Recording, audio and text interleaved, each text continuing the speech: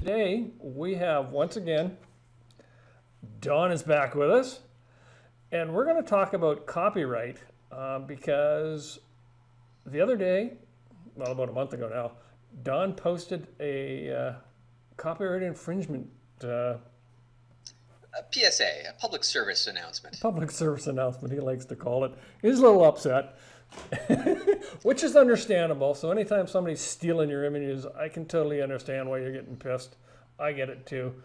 But let's go to Don, and we're going to ask him. So, Don, exactly what happened? Let's go through the scenario and what happened.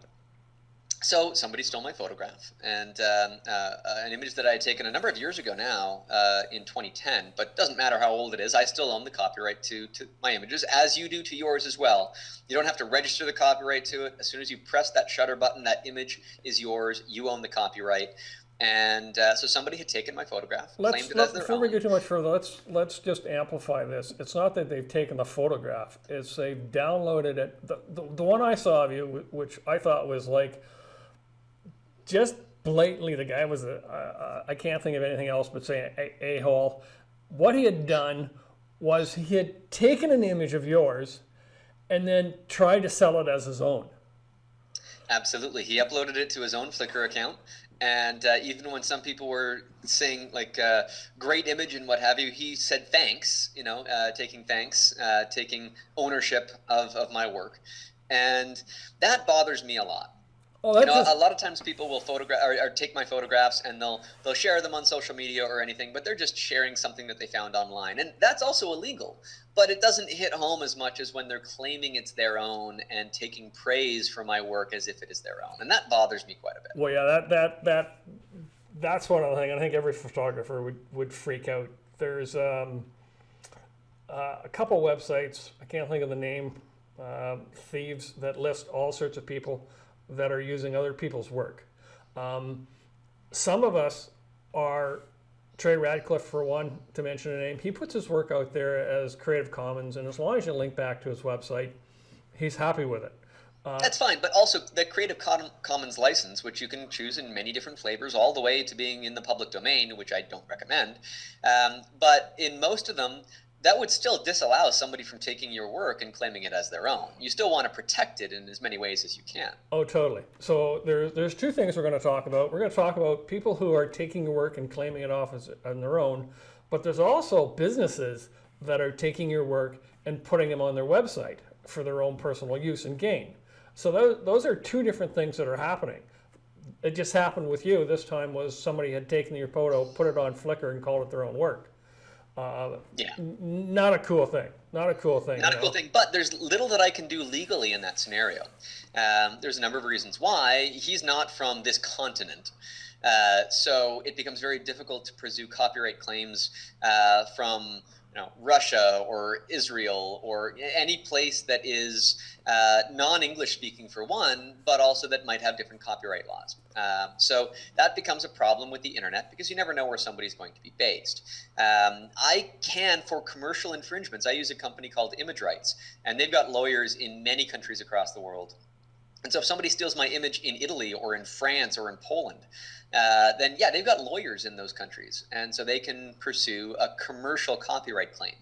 But that still does not do anything for me when it's a personal infringement. When just an individual steals my image, and whether they're claiming it's their own or they're just resharing it on Facebook, there's very little that I can do to fix that. Now, at least that would put money in my pocket as a professional, where I'm paying the bills with my photography. So if I were to get a lawyer and pay them, because no lawyer would take that on contingency, I would probably not win in the court of law, and I would likely lose in the court of public opinion.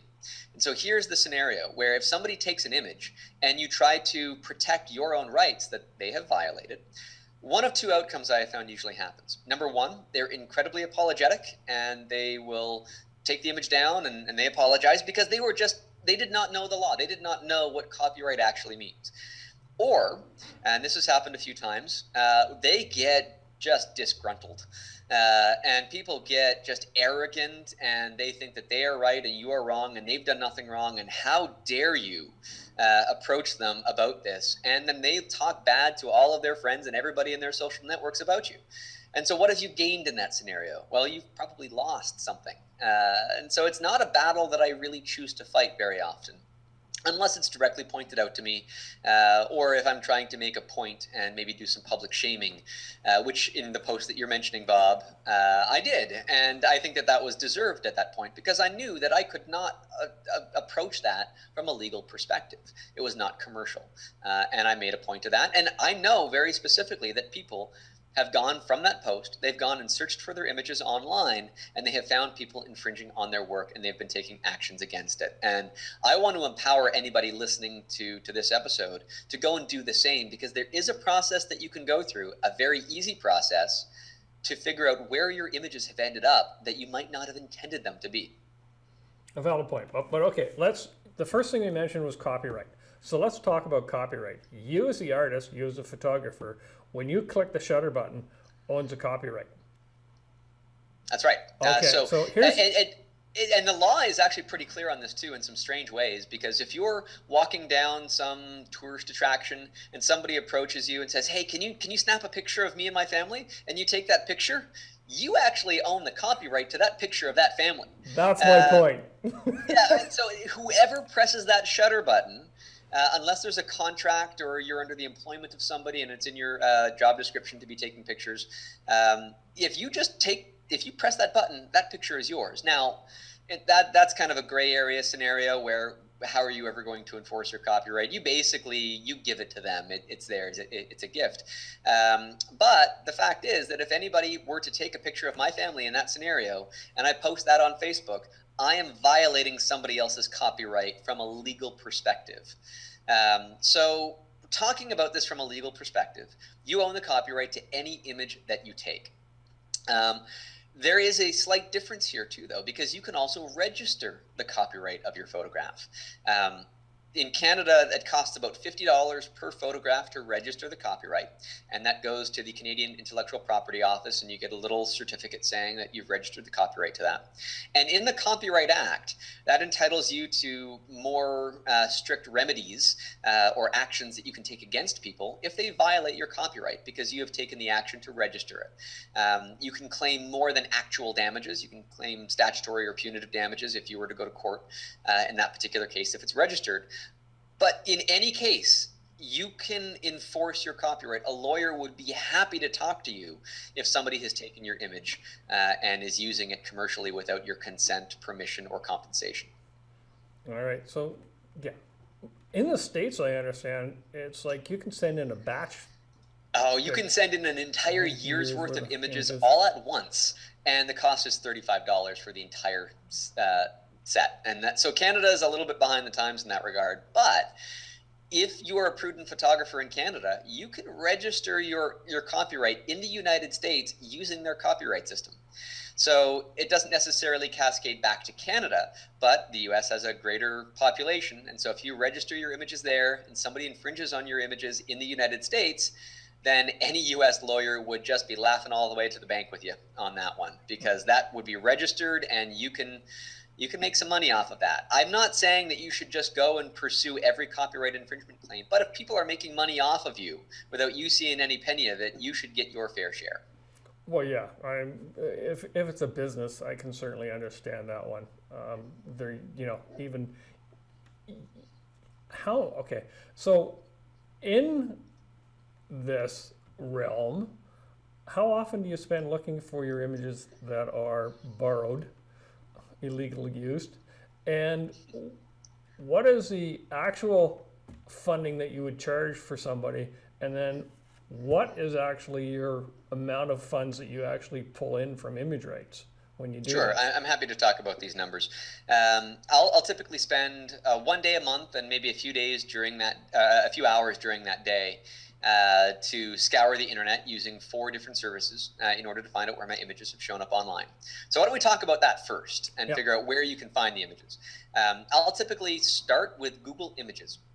So if you go to images.google.com, and you'll notice that there's a little camera icon next to the search box, and that will allow you to upload an image as a search term. So instead of searching for words or phrases, Google will scour the internet looking for that image anywhere that it has indexed, and you'd be surprised as to what it can find. Even images that have been cropped or modified in some way will be found through that.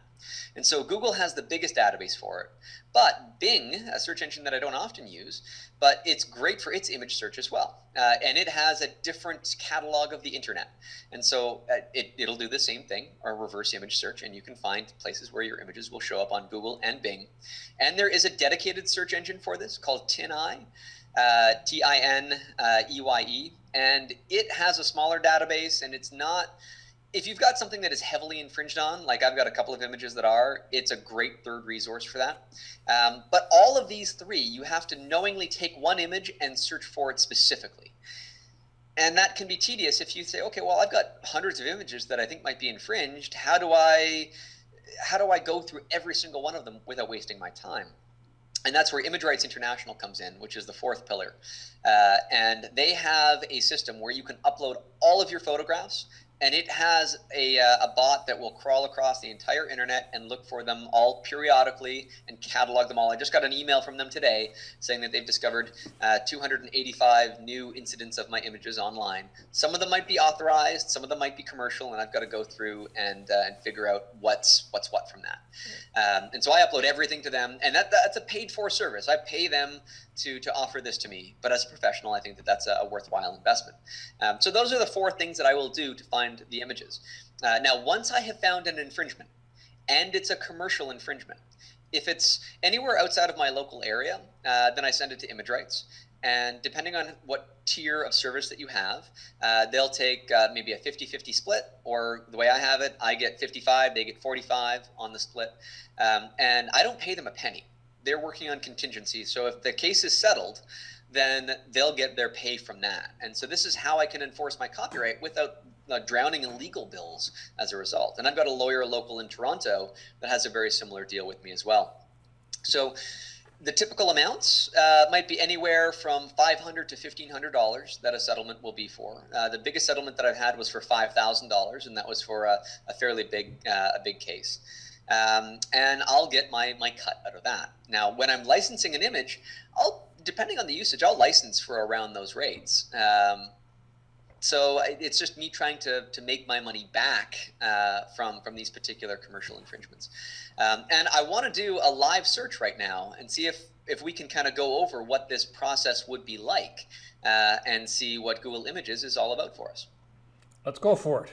Let's go for it. So let me share my actually, hold on a second here. I just have to adjust my screen settings so that we can see the screen properly.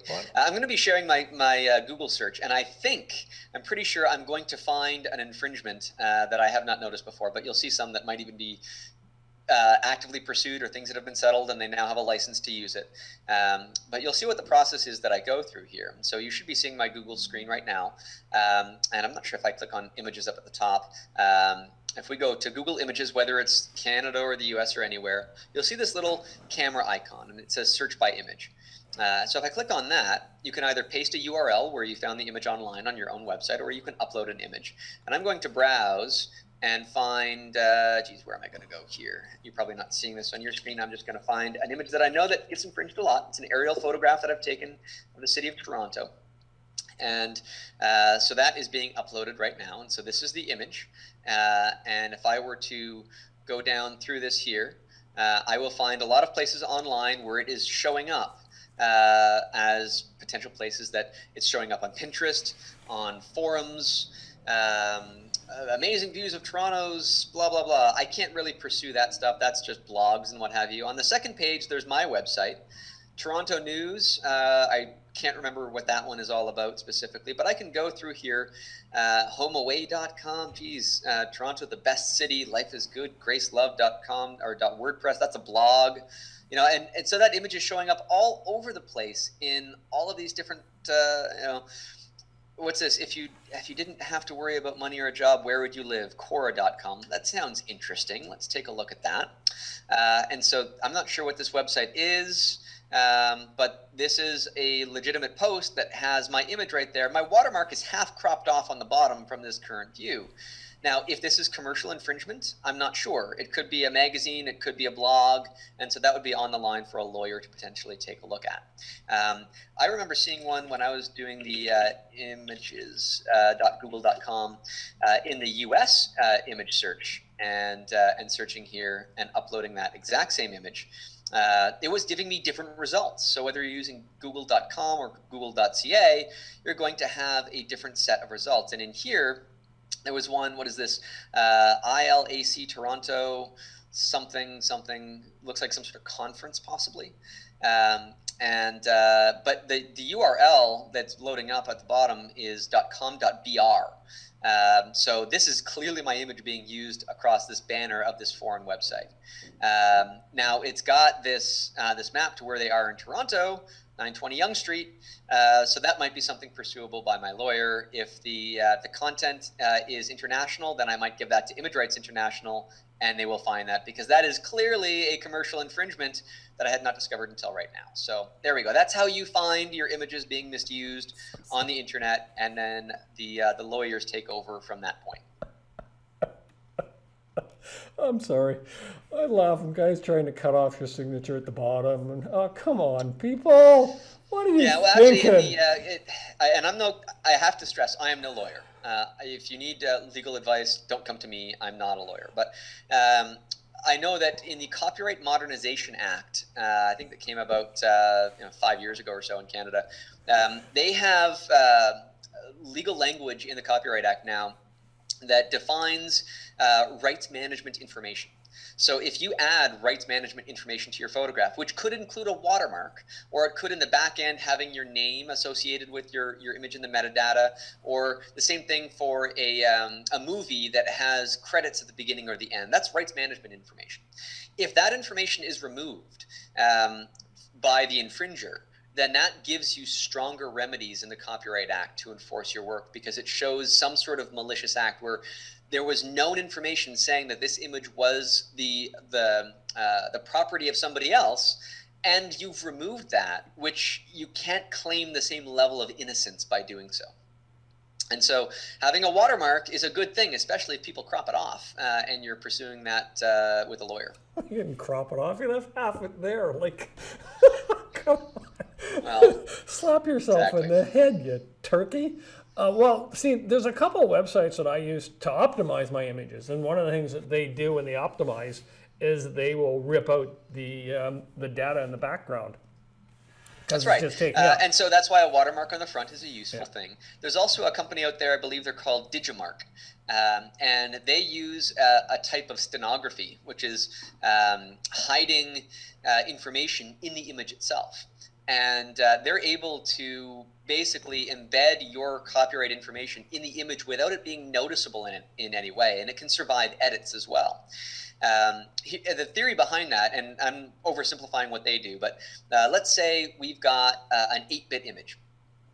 So like a JPEG image has 256 levels of brightness for each red, green, and blue color channel, right? So what if you take the final bit of the color for one of those three, and you use that bit, that 1 or 0, and you control that as an information sequence. So that might shift the color of the image ever so slightly, but imperceptibly to you to see.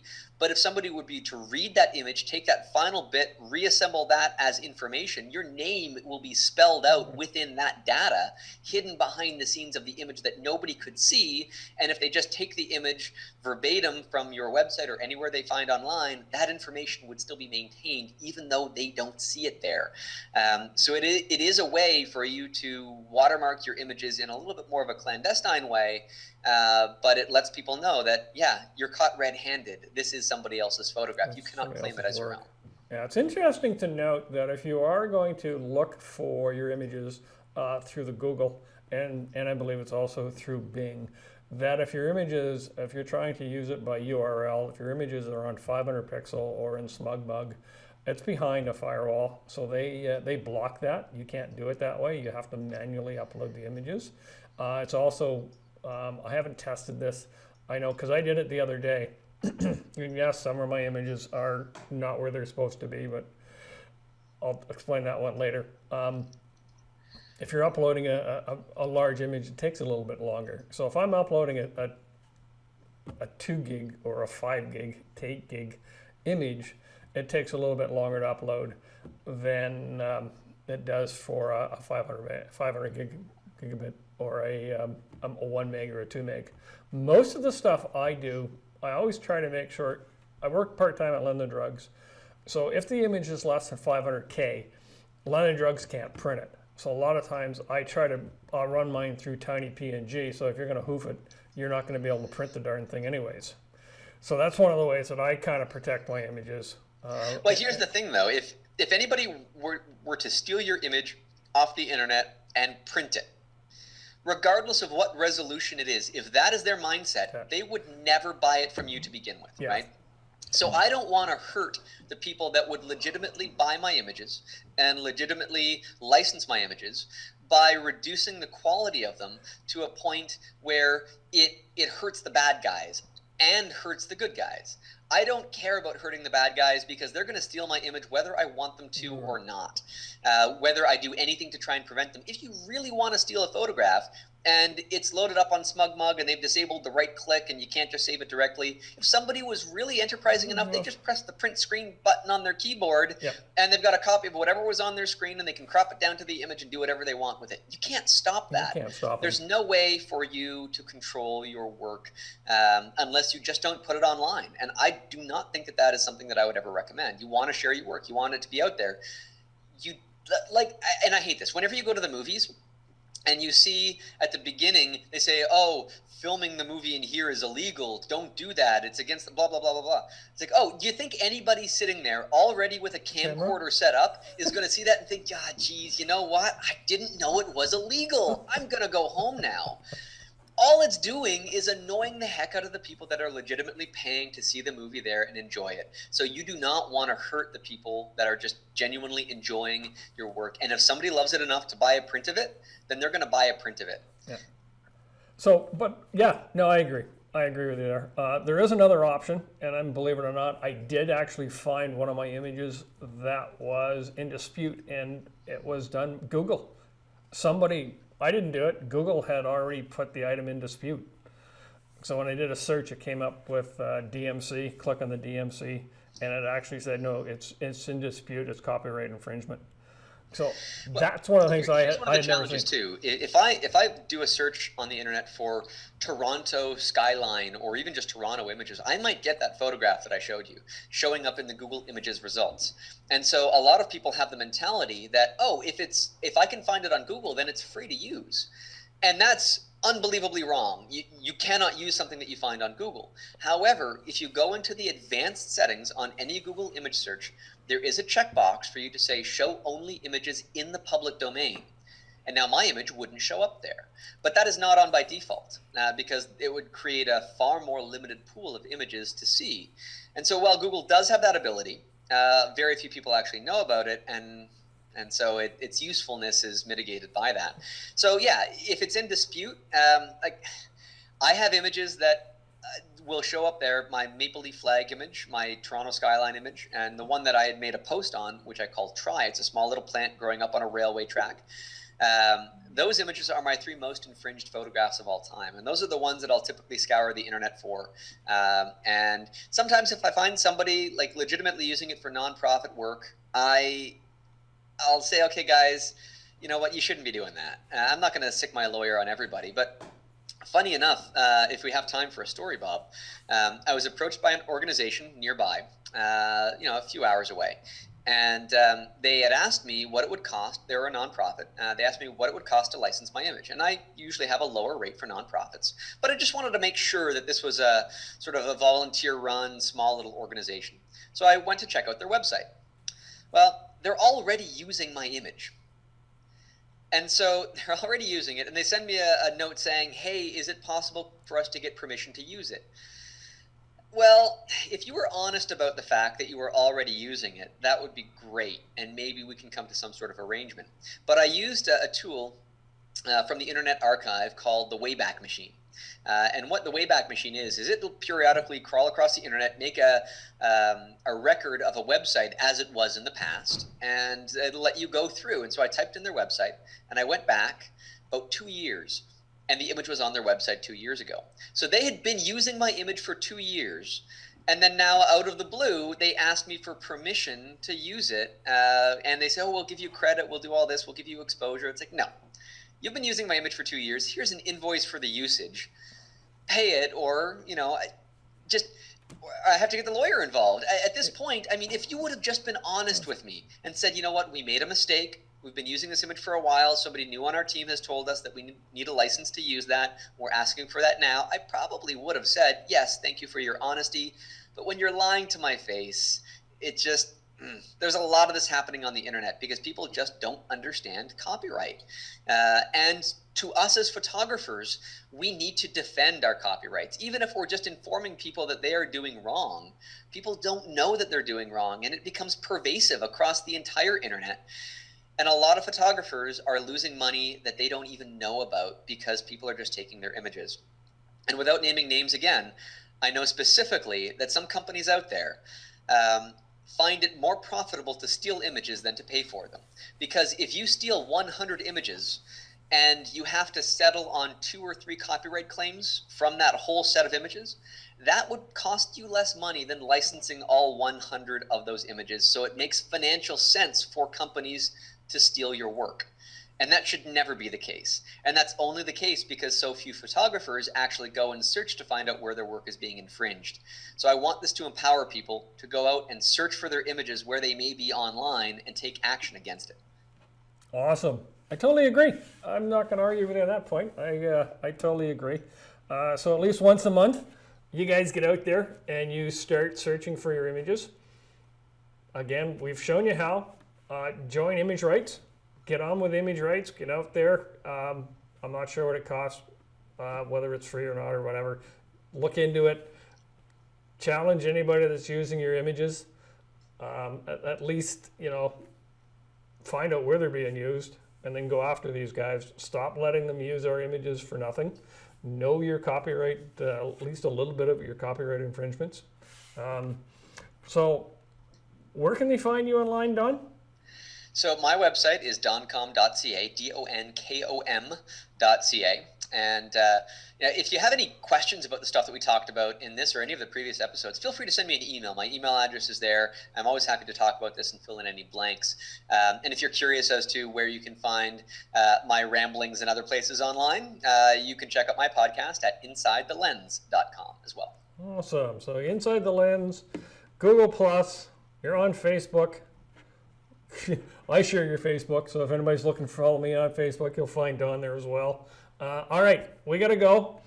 So go check out some images, and we'll see you next time on Who Said Photography.